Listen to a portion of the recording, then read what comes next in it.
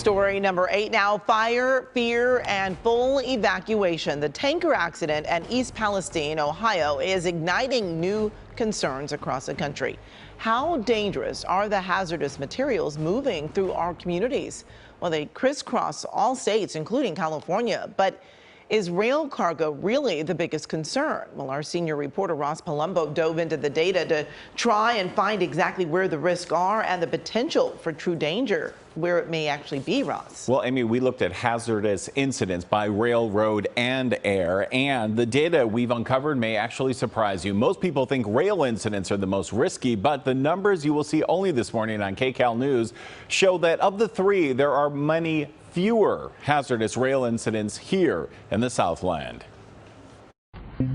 I could hear trucks hit. A third fatality has been found. Bang, bang, bang. A deadly diesel-fueled fire. He lost control of the vehicle. The flames went really high. And it just started getting all crazy. Billowing black smoke above 8,800 gallons of burning gas. Metal, molten metal falling down. And another twisted tanker causing more toxic travel trouble.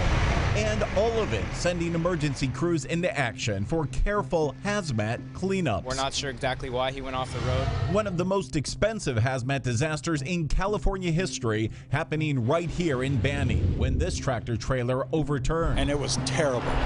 Firefighters kept its 5,921 gallons of gasoline from igniting. But even after siphoning some of it off, the spill still required heavy equipment to dig out 7,920 tons of impacted soil at a cost of $1,294,725. Any of the fuel that contaminated into the soil, that's going to need to be removed. Even though the dust has settled on this disaster, it is still by far the most common hazmat situation across the state. Our analysis of more than 178,000 incidents over the last 10 years reveals more than a quarter of them, 51,000, were in-transit highway accidents like this.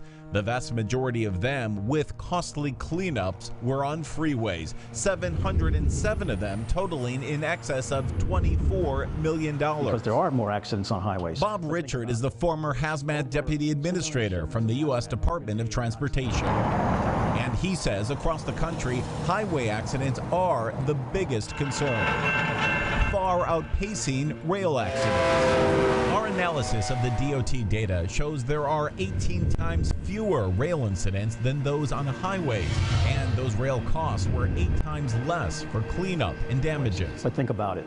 There's over 2 million shipments of hazmat every day in the United States of America, and most of that stuff is moving by highway.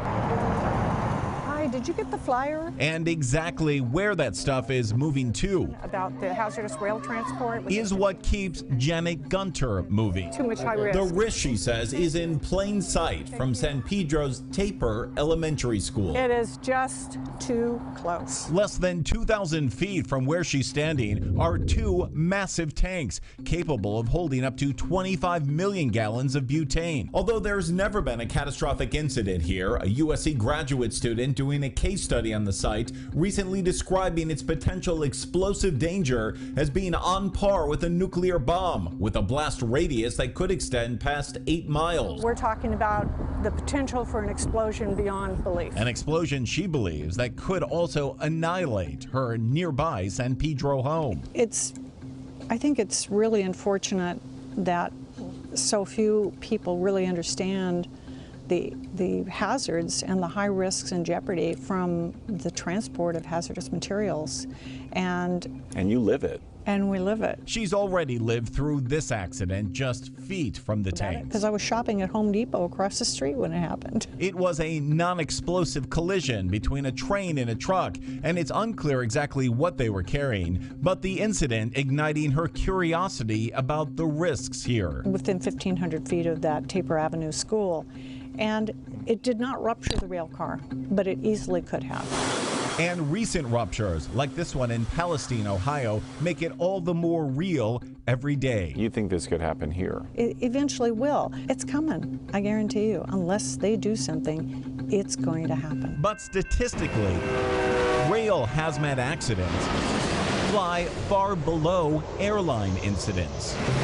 In California, our analysis shows there were 914 air incidents in the last 10 years. 78 of those were on passenger planes, and nearly half of those, 35, landing at Los Angeles International. There's a lot of concern about lithium batteries. In the sky across the country, there is on average one battery incident a week, like this one our investigation discovered, burning through a backpack on a flight arriving at LAX. So when we say more than once a week, what's happening is they're occurring in the passenger compartment. Okay, that's people who are taking their cell phone chargers, their cell phones, very, very few in the cargo compartment. Okay, so you're on the flight. Yeah. And everything's calm. Yeah. It's a normal trip for you. Yeah. Normal, that is. Until another passenger on United Flight 1756 bound for LAX came down the aisle with a burning battery. But then chaos breaks out. No chaos broke out. No chaos, Daryl Silver says, because the flight attendant knew exactly what to do. Grabs it out of the guy's hand, throws it in the bin, rips up some powder of some sort, tosses it in, somehow seals this bag, opens up the bathroom, throws it in and slams and locks the door. And I'm like, what'd you just do? And he's like, well, that's what we have to do. Open it up here. Some airlines, like United, do it with fireproof bags like these. Richard says he believes airlines are reasonably prepared. You would put it inside this bag, and then you would close it with the Velcro. The data does show 0 airline hazmat fatalities in the last 10 years. The flight attendants are trained very well, and there are emergency kits that are available to deal with it. It may be why even those who have flown unharmed through danger still don't feel safe with both feet on the ground. What's more concerning to you? Highway safety is way more dangerous than me.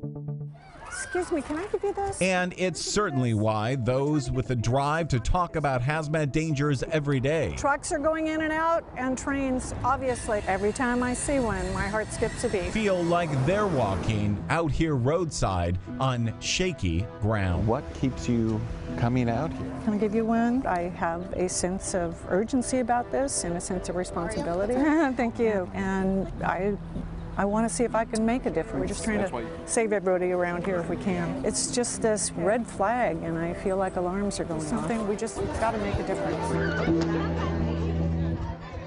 Well, Janet and other neighbors and parents are asking LAUSD to do a comprehensive risk analysis of the transport of things like butane and propane. The owner of that site near her home, Rancho LPG, says they've operated the facility safely for more than 40 years with ongoing local, state, and federal oversight. They also say, quote, "We are aware of inaccurate reports that have been circulated regarding the facility. However, third-party expert studies that properly account for the physical characteristics of the product stored and safety features in place demonstrate the facility is safe to operate.